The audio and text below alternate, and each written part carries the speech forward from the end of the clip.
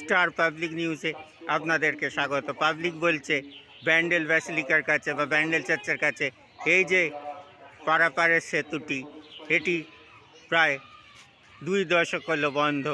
না এখানে আছে উন্নয়নের ছোঁয়া, না আছে সংস্কার।